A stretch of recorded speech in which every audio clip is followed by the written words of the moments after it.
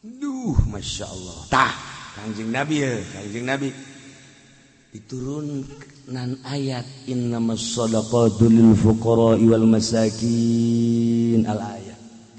Eta teh sedekah wajib, zakat masuk.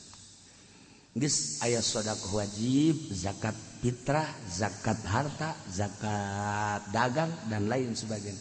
Aya sedekah sunnah. Ieu Kangjeng ceramah 14 abadul silam di Madinah. Ayuhan nas tasaddaqu, ayuhan nas tasaddaqu, ayuhan nas tasaddaqu, asyhadukum yaumal qiyamah. Gira sedekah aranjeun kabeh, gira sedekah aranjeun kabeh, sedekah aranjeun kabeh di luar anu wajib. Santuni yatim, santuni fakir, jieun ku maneh syiar-syiar agama, masjid, musola, majelis taklim, pondok pesantren, sedekah nu lain nu diperlukeun. Bantu kelemahan-kelemahan lantaran kadang-kadang urang boga mun dibahasa urangkeun bahasa Arabna panjang mun dibahasa urangkeun urang boga tangkal buahan tangkalna tapi tetangga urang hayangin kana buah teu boga tangkalna sedekahkeun ta buah ka tetangga urang boga tangkal kalapa buahan aya kalapaan tetangga ngabutuhkeun kalapa boro-boro kalapa tangkalna ge teu boga bere tah tetangga. Isi ceramah Kangjeng Nabi seperti eta. Urang teh boga pare sementara bisa gedengeun urang aya nu ngabutuhkeun dahar nyana deuk tani teu boga sawah nyana deuk meuli teu boga duit maka urang boga gabah wayana di luar sedekah nu wajib zakat teh santuni tah jelema eta tasaddaku asyhadukum yaumal qiyamah kaula bakal nyaksian ka anjeun ka sedekah anjeun jaga di yaumul qiyamah engke naon nu disedekahkeun ku maneh engke kula anu bakal jadi saksina. Masyaallah karim. Ih mantep jasa. Ngadengekeun mah mantep. Sedekahna masyaallah ngageter-geter. Boga duit 100 juta ngaluarkeun 1 juta bae ge gering. Gering, Masya Allah. Kunaon tadi pencetan hulu, sedekah 1 juta puyang hulu cak. Ya Allah, ya Rabb. Masya Allah. Kunaon eta nu mantak gede jasa ganjarana sedekah sunah. Nu mantak gede jasa ganjarana kunaon? Lantaran ngalepaskeun harta di diri urang. Ta'alukna urang terhadap harta kumaha sedekah. Lamun dina ilmu tasawuf kudu ulah aya resep kana dunia maka ditinjau jeung ditinggali tina praktek manehanana. Lamun manehanana nyebutkeun mata naon kitu teu resep kana dunia tapi teu pernah sedekah bohong. Lamun nyana teu pati resep kana dunia aya resep memberi resep ngan teu pati tapi sedekahna pohara aja bener berarti. Tinggal deuleu bae sedekahna. Lamun masih keneh komo teh minta sedekah hayang disedekahan geura paes ya. Oke, disolalatan sia ku aing. Pang parah-parahna jelema. Lalu bawa mengaji suku dula deuleu ka dieu kos nyaho bae sia. Biasa bae sih. Sabehan. Aduh. Ya karim. Betek barang diturunkan ayat sedekah Kangjeng Nabi langsung pidato sakumaha tadi ya Allah ya Rabb. Abdurrahman bin Auf anu geus tersepen pisan kana dunia kabelah dina maotna di Yordan. Alhamdulillah pernah ziarah ka makam Abdurrahman bin Auf. Ih bagus makamna anyar harita. Ieu anu pertama langsung bawa ke Kangjeng Nabi. Kedua adalah Sayyidina Umar. Masya Allah. Langsung dipanggul Sayyidina Umar hartana dibawa ke kami. Tilu Asif. Panggul hartana dibawa. Opat Sayyidina Utsman bin Affan. Panggul dibawa ke Kangjeng. Kangjeng senyum. Masya Allah luar biasa.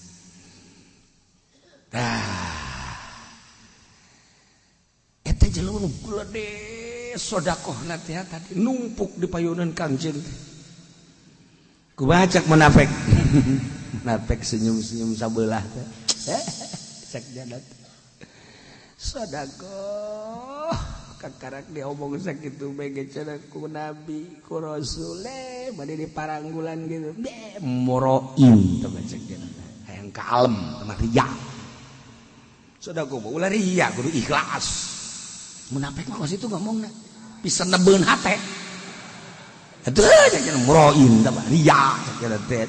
Sodakoh mah geus teu kudu dipapanggul kitu cek jadat tuh kudu ikhlas besi. Dia mah dipanggul, dihareupeun urang cek jadat teh. Muroin riya teh mah kos kitu mah. Teh, mantak nanya ka Kangjeng, "Mar, sian teman-teman amat sodakoh." Emang kunaon gitu? Teh mah riya. Bener aing mah riya. Atuh naon riya? Aing mah hayang kalem ge ku Allah. Adapun ku salian Allah teu saeutik-eutik acan. Allah Maha Uninga Kangjeng. Leuwih nyaho. Ke dibuktikeun di akhirat. Da ulah sok ka ngomong akhirat mah. Sok urat akhirat sih. Senep urang ngadengeuna. Munafik mah kos kitu, munafik mah kuring aya nu kos kitu teh ngomong nu kitu. Susok ngomong kitu. Biasa bae keneuleun ka dia.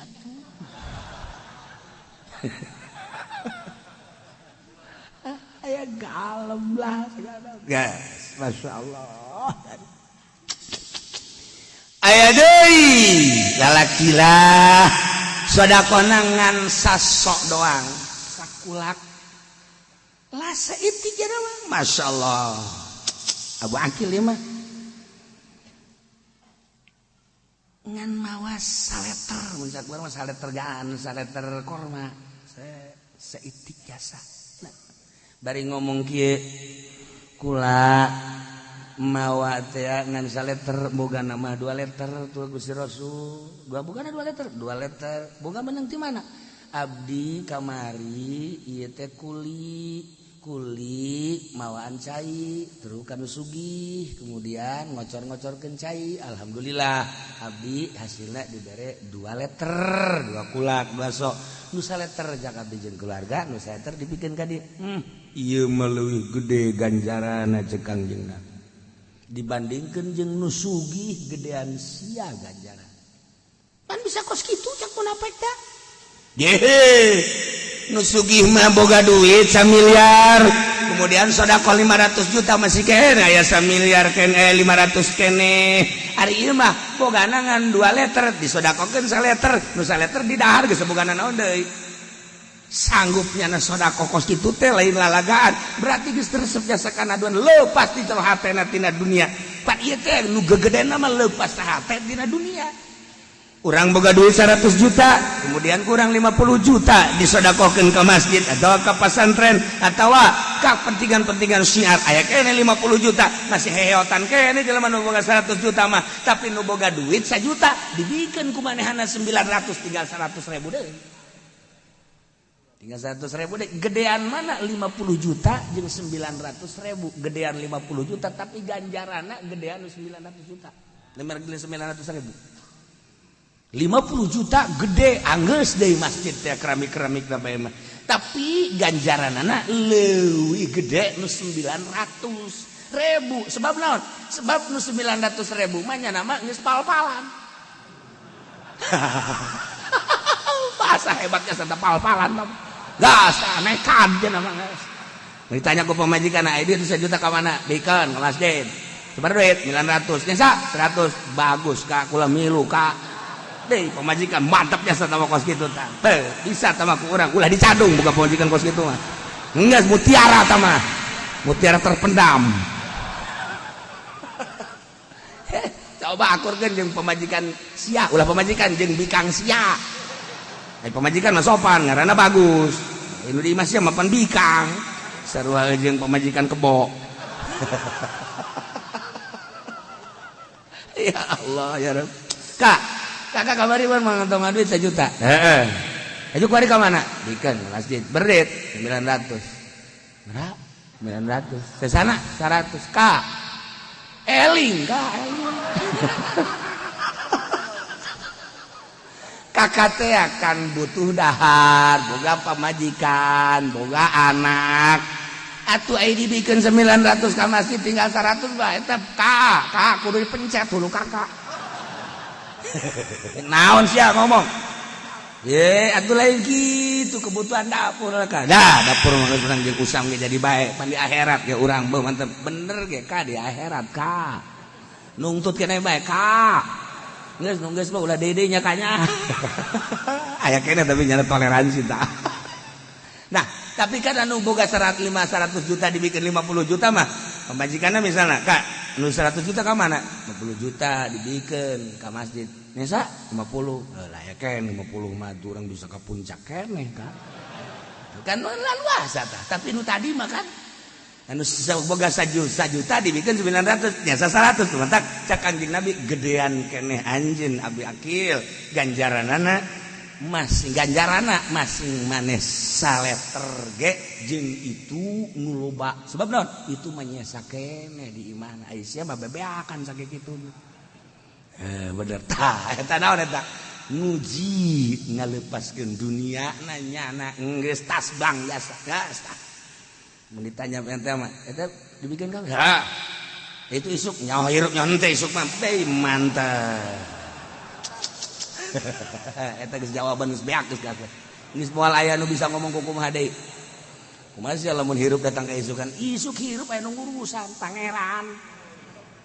Geus ulah hese-hese. Barang isuk teh bener hirup aja tubuhana naon datang tak anu tadi ngobrol teh. Assalamualaikum. Naon aing can dahar. Tah kamari ge.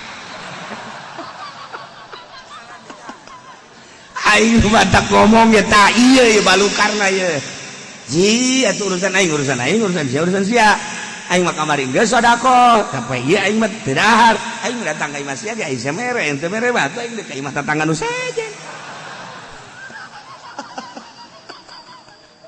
Ah, geus cicing di dia geus. Dan aing isuk ke di akhirat milunya. Milu atuh bisa. Aing mah kajian teu dahar di imah sia aing. Aing hayang laluasa di akhirat. Tas belang biasa teh lewat tas belang masyaallah. Nah iyalah mun dijabarkeun seperti eta abeh kaharti maksud Kangjeng Nabi gedean eta ganjaran teh ku sebab tas belangna. Adapun ganjaran nilai-nilaina mah tetep nu gede-gede deui. Ngan ieu dina tas belangna tah gedeannya tah pohara jasa leutik sebab eueuh deui. Sakikituna jadi bikin kabeh kan pohara tah mah. Masyaallah kan. Tah urang lamun boga pamajikan aja, Kak. Duit 1 juta dibikeun 900 ka masjid tinggal 100 di. Alhamdulillah. Kah. Urang ge bakal pararaeh nya kanya. Urang ge aju sedih ka pamajikan kitu. Nya ge aju rimbasak pan. Sia kunaon? Atuh bener ge boga akhirat atuh. Ka haramat ka. Geus ulah loba omong moal banget. Teu naon jang misi ka masjid ge mah nya kudu ka masjid nyokot duit. Nina urang batak beangan lah pamajikan anu bisa diajak kerjasama ibadah ka Gusti Allah Subhanahu taala ketika urang bangun lelap hees sare peuting pamajikan ngahudangkeun ka hudang bangunna tunduheun amat hadeung ge dihudangkeun kula ningali biasa kakak hudang ieu mah henteu kukula dihudangkeun alhamdulillah beuh eta pamajikan puara jasa tah aju aing nganana mah hees deui tapi kan ku sakitu ge pohara eta ulah lain kieu sakalaki biasa hudang ieu mah henteu ja geulegeun sakalian henteu geus antepkeun subuh ge diantep keneh bae karunya lah salaki antepkeun capek jasa ajeun lah kena koboan. Eta pamajikan teu beres tak kos kitu. Anu bagus bakal hudang heula subuh salat kita salat mah ka SD kitu tenanan eta pamajikan bagus. Ieu mah lain pan antepkeun karunya sana ka salaki lain karunya eta mah. Nyana nu dosa. Insyaallah tak ieu munafik mah beres teh ieu. Mere nu gerede cak nyana murain. Barang aya jelema sakulak ngomongna kieu. Innallaha ghaniyun an shadaqati hadza. Allah teu butuheun ku 1 liter 2 liter kitu jang naoneun Allah mah. Allah mah sugih sia sedekah 1 liter naonan. Munafik mah pieun nekeun we goblok. nu gede pajar ria ceknya ria amat sia bau abong-abong Kangjeng Nabi nitah teh bau dibawaan di panggulan kitu ria si mah yang kalem segala naon lah ngomong mau coprak bae aya bae nu leutik heuy Allah mah teu butuhin sakitu berdaun sodako sakitu saja nanaon teu butuhin kitu sodako sajeuna teh daripada 1 liter 2 liter memang nanaonan tabang ngahinakeun cenah kos kitu benerna jeung munafik mah tah ku gara-gara munafik ngomong gitu turunlah ayat ieu alladzina yalmizuna al-mutawwi'ina minal mu'minin wallahu a'lamu bimuradi ari jelema-jelema anu nyararawat nyacan yang seikeun nyela kana sukarela sedekahna mukminin anu sakitu poharana dibawaan di panggulan kumanehanana dicawat murain tamacaknya walladzina la yajiduna jeung jelema anu nyacat ka jelema-jelema anu sedekahna henteu gede teu manggihan lilaju daum kecuali sakakuatan manehanana Abu Akil mangan mawasa sodoang tetep disengserikeun bae payasquruna minhum nyana ngahinakeun nyengsirikeun ka para mukminin anu sedekah gede pajar ria leutik pajar ngahinakeun teu butuheun Gusti Allah mah beres nah jeung munafik mah nah ieu munafik anu boga karakter jeung perwatakan cuat-cuat model kos kitu teh diabadikeun dina Al-Qur'an karakter munafik anu balu karena kejaga teh sakhirallahu minhum Allah bakal ngabales sengsirikeun manehanana bakal ngabales penghinaan manehanana bakal ngabales cuat-cuatna manehanana jaga di akhirat dibales balesan manehanana walahum azabun alim bakal dibalas